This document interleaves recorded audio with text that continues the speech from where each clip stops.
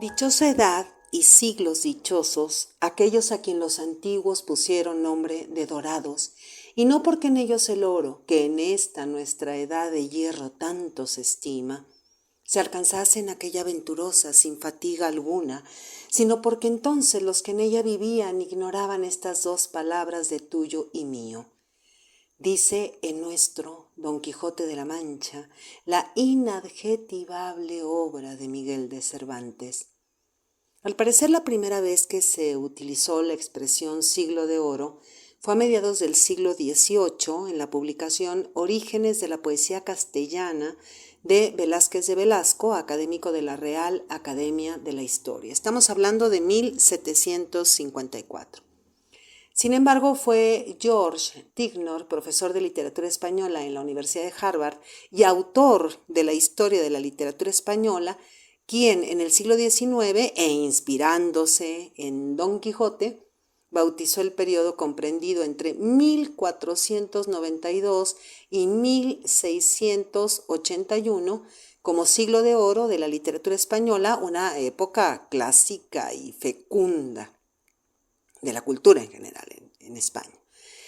De forma indirecta, la expresión siglo de oro se inspira, por otro lado, en una silva de Lope titulada El siglo de oro, incluida en la publicación póstuma de su obra La Vega del Parnaso, y por otro, en el discurso de la Edad de Oro de Cervantes, en el Quijote, con este fragmentito con el que inicié este podcast. El siglo de oro no se enmarca en fechas concretas, aunque generalmente se considera que duró más de un siglo. Decíamos entre 1492, año del descubrimiento de América, y de la publicación de la gramática castellana de Antonio de Nebrija, y el año de fallecimiento de Pedro Calderón de la Barca en 1681. Fue dorado, realmente brilló el siglo de oro de la literatura española. Aparecieron nuevas estéticas, nacieron nuevos géneros, se produjo tal cantidad de obra artística y de tal influencia en la literatura y el arte universal que se mereció sin duda alguna pasar a la historia como la dorada época clásica de la cultura española. Cuánta grandeza tiene la literatura al caer en cuenta de que cada y tanto aparecen generaciones que cambian el rumbo del arte, la cultura, cambian los tiempos, cuando se producen obras literarias tan maravillosas como en Constelación, de Nebrija a Calderón, en este caso, del siglo de oro.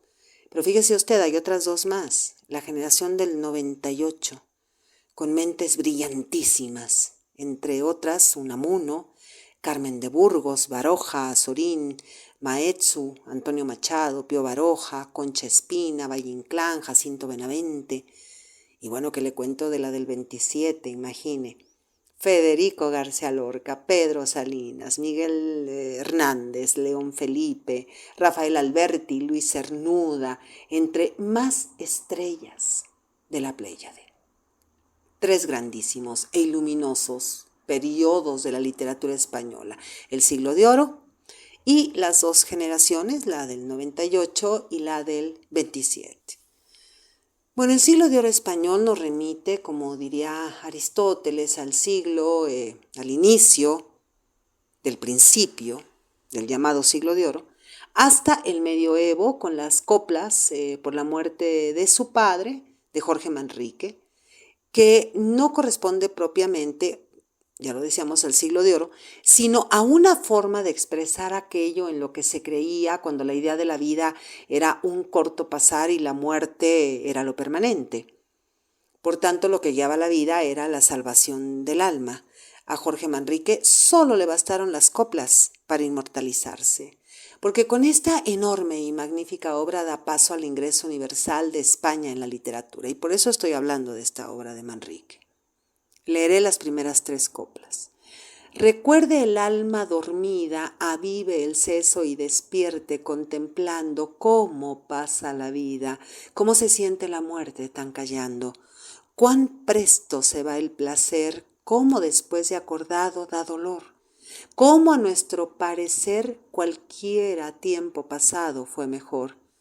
Pues si vemos lo presente, como en un punto se es ido y acabado, si juzgamos sabiamente, daremos lo no venido por pasado. No se engañe nadie, no, pensando que ha de durar lo que espera, más que duró lo que vio, pues que todo ha de pasar por tal manera. Nuestras vidas son los ríos que van a dar en la mar. ¿Qué es el morir? Allí van los señoríos, derechos hacia acabar y consumir. Allí los ríos caudales, allí los otros medianos y más chicos, y llegados son iguales, los que viven por sus manos y los ricos. Jorge Manrique nos legó una durísima belleza, sin duda.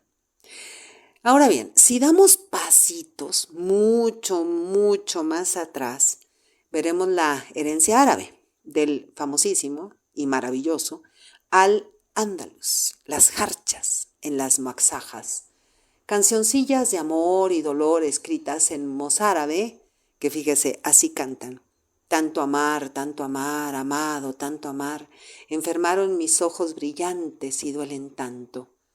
Vea, son poemas donde reina el deseo por la presencia del amado, la urgencia inconsolable del cuerpo y los anhelados besos, como escuchamos en esta jarcha. Decid vosotras, ay hermanillas, ¿cómo he de atajar mi mal? Sin el amigo no puedo vivir. ¿A dónde he de ir a buscarlo? Y estas jarchas, Miguel de Cervantes hará de alguna manera uso de ellas o las refigurará o las refigura en su novela pastoril La Galatea, o por ejemplo, ya lo veremos, en boca de Teresa Panza, la mujer de Sancho. Aquí otra jarcha. Por cierto, una jarcha son los versos de salida o los últimos versos de un poema más extenso llamado Moaxaja. Ya lo comentamos un poco más arriba. Madre, mi amigo se va y no tornará más. Dime qué haré, madre. No me dejará siquiera un besito. Estos breves versos amorosos insertos en un cuerpo poético se van volviendo españoles, o más españoles, con menos influencia árabe, con una orientación ya no amorosa, sino espiritual, en el sentido filosófico, con tópicos como la vida, la muerte, la brevedad, los placeres, lo efímero, y cómo es realmente del otro lado de la vida donde se encuentra el verdadero sentido, en la trascendencia, en la mística, que va a influir en los siglos venideros, que coinciden con el esplendor político y económico de España, cuando es un imperio, cuando decir España era decir dueña de los mares, o era decir una expresión imperial. Ahí coexistieron y se desarrolló la ascética y la mística representadas por las enormes cumbres de San Juan de la Cruz, Santa Teresa de Jesús y Fray Luis de León. Para algunos estudiosos españoles como Raúl Versosa hay ciertas analogías entre Santa Teresa y el Quijote en los aspectos de su beta mística. Miguel de Cervantes había estudiado con los jesuitas de Sevilla. Bueno, el carácter místico del Quijote tiene para Raúl Versosa dos dimensiones, como caballero andante dentro de un contexto religioso y su locura como una demencia mística, es decir, la versión prosaica, dijéramos, de Santa Teresa y de San Juan de la Cruz. Juan de Valera y Marcelino Méndez Pelayo, estudiosísimos los dos, estiman que todas las interpretaciones del Quijote suponen un tributo y homenaje a la mística. Tanto Ortega y Gasset como Ramón y Cajal definen su fe como inquebrantable. Unamuno, a su vez, considera el Quijote como un libro sagrado y va más allá al definirlo como la Biblia de la humanidad. Fernando Rielo dice que Cervantes llevó la mística a la novela. Ítalo Calvino califica a El Quijote como un acérrimo católico tridentino. Además, fíjese, este es un dato muy extraño. 3 inquisidores, tras estudiar profundamente el libro del Quijote, recomendaban su lectura. al no encontrar, según ellos, nada en contra de la Iglesia. Bueno, es que Cervantes se cuidaba muchísimo de esto. El paralelismo entre Santa Teresa y Alonso de Quijano, para ciertas interpretaciones, podría ser evidente. Ambos emprendieron una aventura vital, ambos tuvieron libertad de espíritu, el idealismo, recorrieron los mismos caminos bajo el mismo sol, los dos despreciaban el dinero, buscaban la clandestinidad de la noche, mueren locos, Teresa, de amor por Dios, y el Quijote en su empeño de justicia. Mire, yo honestamente no veo en la gran obra de Cervantes esa veta mística, pero no es de mi interés debatir aquí con tan antiguos sesudos españoles. Lo que sí percibo es un idealismo. Primero, en cuanto a la orden de caballería andante, desagravios o injusticias que un caballero andante tiene que reparar, un caballero que cuestiona la autoridad de Estado, que tiene enemigos, esos enemigos que en la obra él dice que se llaman encantadores, que le hacen dudar de la realidad.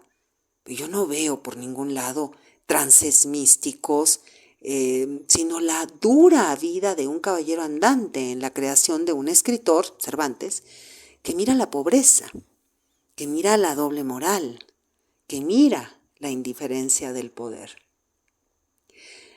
Pero porque hay que recordar que el pueblo de un imperio vive mal, porque las riquezas imperiales no llegan a los bajos estamentos.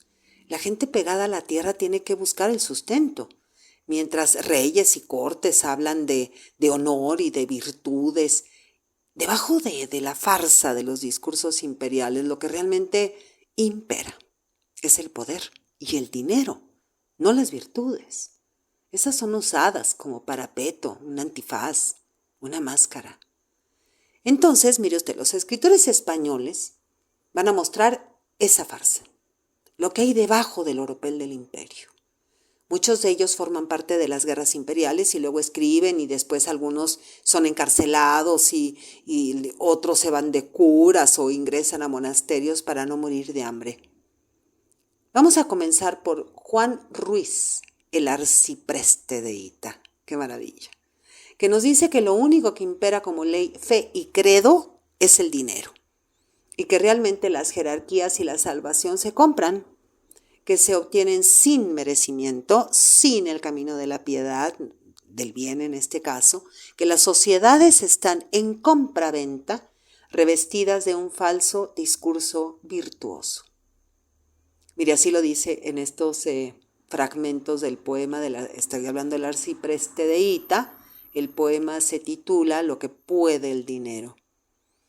Hace mucho el dinero, mucho se le ha de amar. Al torpe hace discreto, hombre de respetar. Hace correr al cojo, al mudo le hace hablar.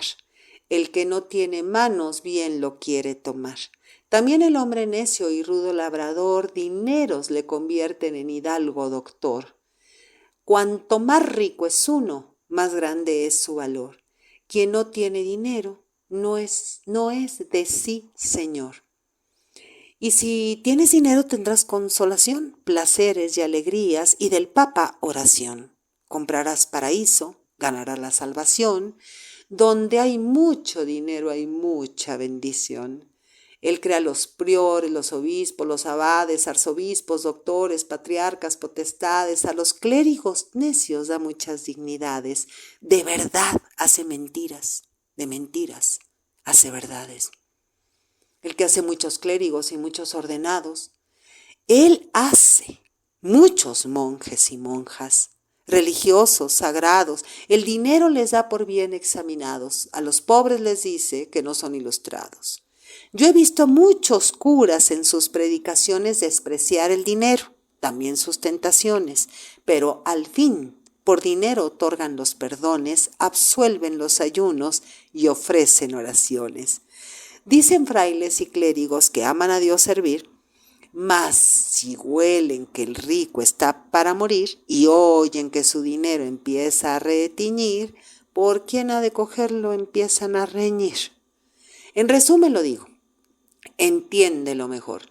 El dinero es del mundo el gran agitador. Hace señor al siervo y siervo hace al señor. Toda cosa del siglo se hace por su amor. Y mire, en Don Quijote hay todo un tema financiero, ¿eh? Por ejemplo, cuando el ventero le pregunta a Don Quijote si tiene dinero. Dice, preguntóle si traía dineros. Respondió Don Quijote que no traía blanca, porque él nunca había leído en las historias de los caballeros andantes que ninguno los hubiese traído.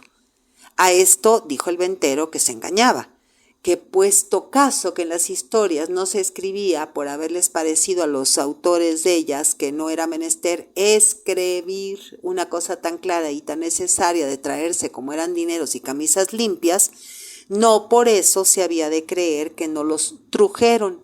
Y así tuviese por cierto y averiguado que todos los caballeros andantes, de que tantos libros están llenos y atestados, llevaban bien erradas las bolsas por lo que pudiese sucederles.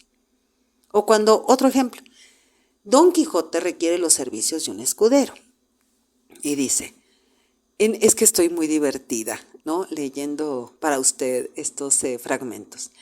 En este tiempo solicitó Don Quijote a un labrador vecino suyo, hombre de bien, si es que este título se puede dar al que es pobre, pero de muy poca sal en la mollera. En resolución, tanto le dijo, tanto le persuadió y prometió, que el pobre villano se determinó de salirse con él y servirle de escudero. Decíale, entre otras cosas, Don Quijote que se dispusiese a ir con él de buena gana, porque tal vez le podía suceder aventura que ganase en quítame allá esas pajas alguna ínsula y le dejase a él por gobernador de ella. Con estas promesas y otras tales, Sancho Panza, que así se llamaba el labrador, dejó su mujer y hijos y asentó por escudero de su vecino. Dio luego Don Quijote orden en buscar dineros y vendiendo una cosa y empeñando otra y malbaratándolas todas, llegó a una razonable cantidad. Por otro lado, mire, en el orden monacal e imperial que se vivía en España, una España de cruz y espada, o se era clérigo o se era soldado, pero entre estos dos hay una gruesísima capa de individuos que intentan sobrevivir y la obra que lo muestra, esta obra que lo muestra, es el Lazarillo de Tormes, un personaje nacido en infortunio, hijo de pillos que lo venden a un ciego despiadado y este Lazarillo sufre un montón de maltratos. Bueno, logra zafarse del ciego y seguir adelante, pero se va a topar con más gente que lo va a seguir maltratando. El Lazarillo es un sobreviviente que pasa por todo tipo de privaciones como la mayoría de la gente en esa época en España. Entonces, a ver, del abismo entre lo que se aparenta ser y lo que realmente se es, pues surge la picaresca, que es la forma y el fondo que exhibe la doble moral entre lo que es y lo que realmente se hace. En la picaresca hay como una especie de descrédito al trabajo como medio para subsistir. Este descrédito hace que los personajes sean prototipo de los buscones, seres que viven de milagro, de encantamientos, trampas, engaños, ardits, fechorías. Bueno, esta obra, el Lazarillo de Tormes y de algún modo también el Guzmán de Alfarache, tocan el tema del delito, como base para la creación de la figura del pícaro. También ese tema está en Don Quijote y sin duda en la vida misma de Miguel de Cervantes. Poco menos estaríamos hablando del delincuente Don Quijote de la Mancha, quien carga un mandato judicial, es decir, se diría ahora una orden judicial de aprehensión. Este mandato le he leído, a lo cual el caballero de la triste figura responde: ¿quién fue el ignorante que firmó mandamiento de prisión contra un caballero como yo soy? ¿Quién el que ignoró que son exentos de todo judicial fuero los caballeros andantes y que su ley es su espada, sus fueros sus bríos, sus premáticas su voluntad?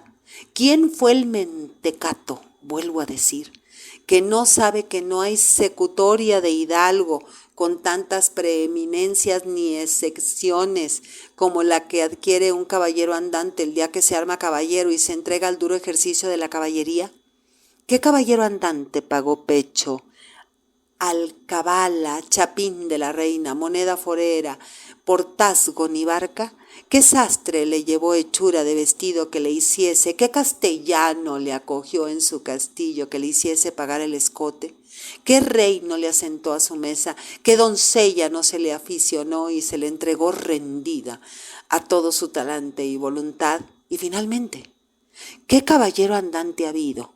Hay, ni habrá en el mundo que no tenga bríos para dar él solo 400 palos a 400 cuadrilleros que se le pongan delante.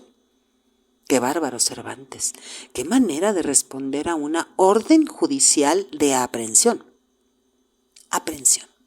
Entonces, mire usted, los escritores del siglo de oro dedicarán letras y más letras a la crítica del oropel del imperio, a sus gobiernos, a sus injusticias, y van a dejar muy en claro cómo realmente vivía la gente, como lo vemos en este inolvidable poema de Luis de Góngora y Argote, que ahora leeré porque poco leemos esto.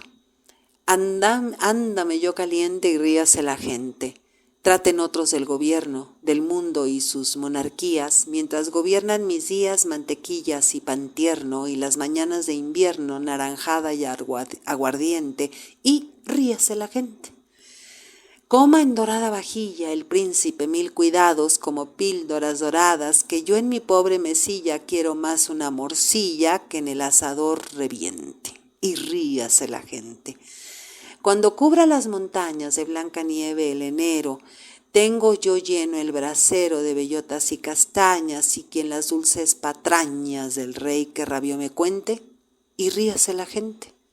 Busque muy bien enhorabuena el mercader nuevos soles, yo conchas y caracoles entre la menuda arena, escuchando a Filomena sobre el chopo de la fuente, y ríase la gente. Pase a medianoche el mar y arda en amorosa llama Leandro por ver su dama, que yo más quiero pasar del golfo de mi lagar la blanca o roja corriente, y ríase la gente. Pues amor es tan cruel que de Píramo y su amada hace tálamo una espada, dos se junten ella y él, sea mi tisbe un pastel y la espada sea mi diente, y ríase la gente. Y se ve en la obra de Miguel de Cervantes cómo andan el caballero de la triste figura y su escudero provocando burlas entre la gente. Y Don Quijote y Sancho a su vez burlándose de las falsas virtudes. No hay que olvidar que la literatura desenmascara farsas y tiranías del poder. También en Don Quijote encontramos la tiranía del amor, otro tema importantísimo entre los escritores del siglo de oro, en Góngora, por ejemplo, con su déjame en paz, amor tirano, que termina así. Amadores desdichados, que seguís milicia tal, decidme qué buena guía podéis de un ciego sacar, de un pájaro qué firmeza, qué esperanza de un rapaz, qué galardón de un desnudo, de un tirano, qué piedad. Déjame en paz, amor tirano, déjame en paz. De Don Quijote voy a leer un fragmento de la famosa carta dirigida a Dulcinea del Toboso. Soberana y alta señora, el férido de punta de ausencia y el llagado de las telas del corazón, dulcísima Dulcinea del Toboso, te envía la salud que él no tiene. Si tu fermosura me desprecia, si tu valor no es en mi pro, si tus desdenes son en mi afincamiento, magüer que yo sea asaz de sufrido, mal podré sostenerme en esta cuita, que además de ser fuerte, es muy duradera. Bueno, fíjese usted cómo la literatura es la única vía capaz de entender las pasiones humanas. Bueno, otro figurón del siglo de oro español es Francisco de Quevedo. Su obra fundamental es el Buscón, un personaje desafortunado, al igual que lo es nuestro enjaulado Don Quijote. Y así como el Buscón tiene la capacidad y la picardía para sobrevivir, así Don Quijote, a fuerza de voluntad, va buscando aventuras para lograr fama como caballero andante. De alguna forma también Alonso Quijano, diríamos, es un buscón. Y es que los personajes pícaros tienen que sobrevivir en una sociedad que no les da nada. y Don Quijote intentará brindar valores y virtudes que no tienen ni gobiernos ni sociedades en su contexto. Ahora mire, tanto Quevedo como Cervantes harán uso del lenguaje popular, el lenguaje de la sátira, de la picaresca. Quevedo escribió un poema titulado Testamento de Don Quijote, aquí leo una estrofa: en la vaina de mi espada, mando que llevado sea mi cuerpo, que es ataúd capaz para su flaqueza, que embalsamado me lleven a reposar a la iglesia, y que sobre mi sepulcro escriban esto en la piedra: aquí yace Don Quijote, el que en provincias diversas los tuertos vengó y los viscos a puro vivir a ciegas. Un lenguaje popular y satírico, burlesco, que disfrutamos muchísimo en Don Quijote, como en este pasaje. Un pasaje muy famoso, muy conocido. En esto comenzó a llover un poco.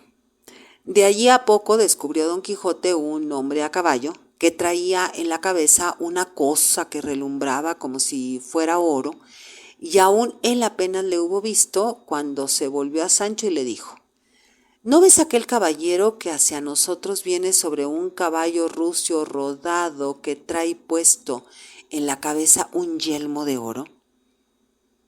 Lo que veo y columbro, respondió Sancho, no es sino un hombre sobre un asno pardo como el mío, que trae sobre la cabeza una cosa que relumbra. Y después de esto que acabo de leer, se arma el famoso pasaje del yelmo de Mambrino, que será toda una sátira, es toda una sátira a la superchería. Pero detrás de estas sátiras ya verá usted una profunda tristeza, porque en estas enormes obras es amarga la verdad, como lo dice aquí Quevedo.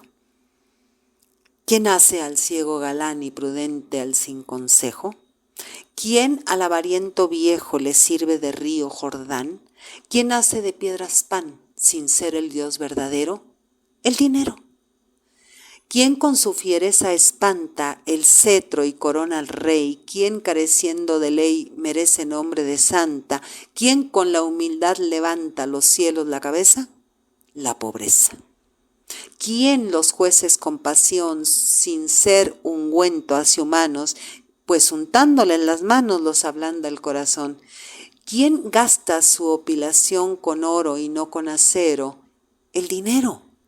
¿Quién procura que se aleje del suelo la gloria vana? ¿Quién siendo tan cristiana tiene la cara de hereje? ¿Quién hace que el hombre aqueje el desprecio y la tristeza? La pobreza. ¿Quién la montaña derriba al valle, la hermosa al feo? ¿Quién podrá cuanto el deseo, aunque imposible conciba?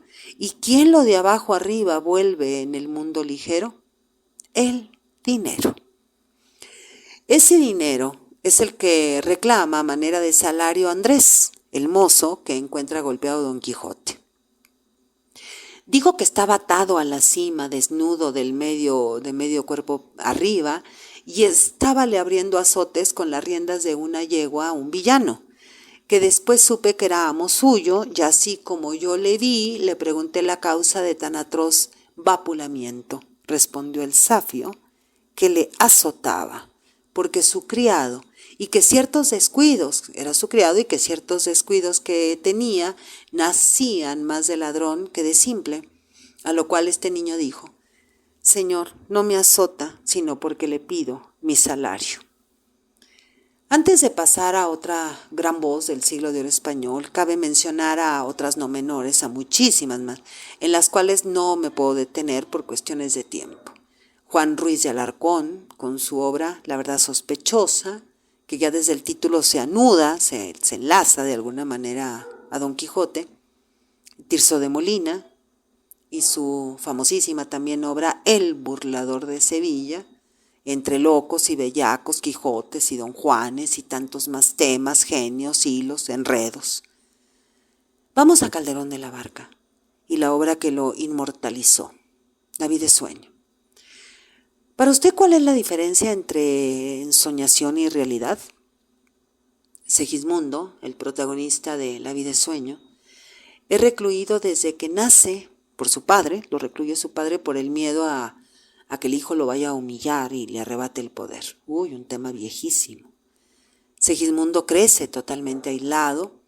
Cuando es liberado la primera vez lo narcotizan y realiza lo que para los demás son actos peligrosos. Lo regresan a la torre sin entender el propio Segismundo si lo que vivió fue real o no. Después comprenderá los matices de la vida, entre lo real y lo irreal, entre el cautiverio y la libertad. Todo es ilusorio. Nos dice Calderón de la Barca desde la inmortalidad. Es verdad, pues, reprimamos esta fiera condición, esta furia, esta ambición, por si alguna vez soñamos. Y sí haremos, pues estamos en mundo tan singular que el vivir solo es soñar, y la experiencia me enseña que el hombre que vive sueña lo que es hasta despertar. Sueña el rey que es rey, y vive con este engaño mandando, disponiendo y gobernando, y este aplauso que recibe prestado, en el viento escribe, y en cenizas le convierte la muerte, desdichada fuerte, que hay más, intente reinar viendo que ha de despertar en el sueño de la muerte. Sueña el rico en su riqueza, que más cuidados le ofrece. Sueña el pobre que padece su miseria y su pobreza. Sueña el que a medrar empieza, sueña el que afana y pretende, sueña el que agravia y ofende. Y en el mundo, en conclusión, todos sueñan lo que son, aunque ninguno lo entiende. Yo sueño que estoy aquí de estas prisiones cargado, y soñé que en otro estado más lisonjero me vi. ¿Qué es la vida? Un frenesí. ¿Qué es la vida? Una ilusión, una sombra, una ficción. Y el mayor bien es pequeño, que toda la vida es sueño, y los sueños, sueños son. Y aquí recordamos uno de los pasajes más famosos de Don Quijote, un soñador de batallas. ¿Ves allí, amigo Sancho Panza, donde se descubren 30 o pocos más desaforados gigantes con quien pienso hacer batalla y quitarles a todas las vidas con sus propios despojos? Comenzaremos a enriquecer, que esta es buena guerra y es gran servicio de Dios quitar tan mala simiente de sobre la faz de la tierra. ¿Qué gigantes?, dijo Sancho Panza. Aquellos que allí ves, respondió su amo, de los brazos largos, que los suelen tener algunos de casi 2 leguas. Mire vuestra merced, respondió Sancho, que aquellos que allí se parecen no son gigantes sino molinos de viento, y lo que en ellos parecen brazos no son las aspas que volteadas del viento hacen andar la piedra del molino. Bien parece, respondió Don Quijote, que no estás cursado en esto de las aventuras. Ellos son gigantes, y si tienes miedo, quítate de ahí y ponte en oración en el espacio, que yo voy a entrar con ellos en fiera y desigual batalla. Qué delicia tan difícil es leer esto. Pero usted no se apure, que uno se va acostumbrando conforme lee y lee. Este tipo de pasajes nos llevan a preguntarnos si la locura de Don Quijote es una cárcel o si la locura es un ejercicio de su libertad. ¿Qué será la cordura? ¿Qué será la locura? ¿Qué es la verdad? ¿Qué es la ilusión? ¿Qué es la gloria y la fama? Una ilusión. Cervantes nunca recibió un reconocimiento de la Armada Invencible del Imperio Español por su lucha en Lepanto. La corona tampoco pagó el rescate de su secuestro en Argel, esa prisión muy similar a la de Segismundo, donde quizás Cervantes se preguntó si la guerra no sería una ilusión, y su Don Quijote va a intentar buscar la fama que Cervantes no logró. Bueno, ahora vamos a Lope de Vega, despacito porque hay prisa en el gozar. Este autor, que es como la figura de un Don Juan escritor, primero, da la impresión de estar enamorado de sí mismo y segundo, enamoradizo de cuanta mujer está a su alcance. Su obra es tan colosal que nos preguntamos a qué hora, dígame usted, a qué hora este escritor, este hombre apodado el Fénix de los ingenios que tanto odió a Cervantes, o monstruo de la naturaleza, como le llamaba Cervantes, ¿a qué hora Lope de Vega escribió 3,000 sonetos, 5 novelas, 4 novelas cortas, 9 epopeyas, 3 poemas didácticos y 1800 comedias. Bueno, ¿cómo no va a escribir tanto si tuvo tantísimas aventuras y quereres? Porque en la época del siglo de oro los escritores tomaban de la vida, es decir, de su propia vida, de sus pensamientos, fracasos, venturas, de sus lecturas, de las historias contadas por otros, los claroscuros que irradian en sus obras. Fuente Ovejuna, la gran obra de Lope de Vega, plantea el encontronazo entre el poder militar, el poder político y el poder civil. 3 poderes de pálidos lindes. ¿Quién gobierna en Fuente Ovejuna? ¿El militar, el alcalde o el pueblo? ¿Quién mató al comendador? Fuente Ovejuna. ¿Quién es Fuente Ovejuna? Todos a una. Y con esta respuesta en Fuente Ovejuna de Lope de Vega, se difuminan los poderes, el militar, el político, el civil, y que quizá podamos relacionar con el pasaje de los galeotes en Don Quijote. Esta es cadena de galeotes, gente forzada del rey que va a las galeras. ¿Cómo? ¿Gente forzada?, preguntó Don Quijote. ¿Es posible que el rey haga fuerza a gente? No digo eso, respondió Sancho, sino que es gente que por sus delitos va condenada a servir al rey en las galeras de por fuerza. En resolución, replicó Don Quijote, como quiera que ello sea, esta gente, aunque los llevan, va de por fuerza y no de su voluntad. Así es, dijo Sancho. Pues de esa manera, dijo su amo, aquí encaja la ejecución de mi oficio, desfacer fuerzas y socorrer y acudir a los miserables. Me encanta cómo la literatura del siglo de oro español parece expresar de una forma mucho más objetiva lo que en ese momento estaba pasando en España. Y lo expresa muchísimo mejor que la historia. ¿Podemos acaso situar los límites entre la literatura y lo real, entre los sueños y la realidad? En la vida real, donde la mayoría es un buscón de dinero y poder, la fe en los ideales no encuentra lugar. Pero en un lugar de la Mancha, de cuyo nombre no quiero acordarme, no ha mucho tiempo que vivía un hidalgo de los de lanza en astillero, adarga antigua, rocín flaco y galgo corredor, quien sí cree en las cosas más altas y más nobles. La diferencia entre el mundo que Don Quijote sueña y quiere ver y la vergonzosa realidad es donde está la grandeza y la tragedia del ingenioso hidalgo, el caballero de la triste figura, su lucidez, su locura, su enorme belleza, lo que nos conmueve. Nos alegra, nos lleva a la risa, al llanto y nos lleva también al escepticismo y al sentido común de su creador.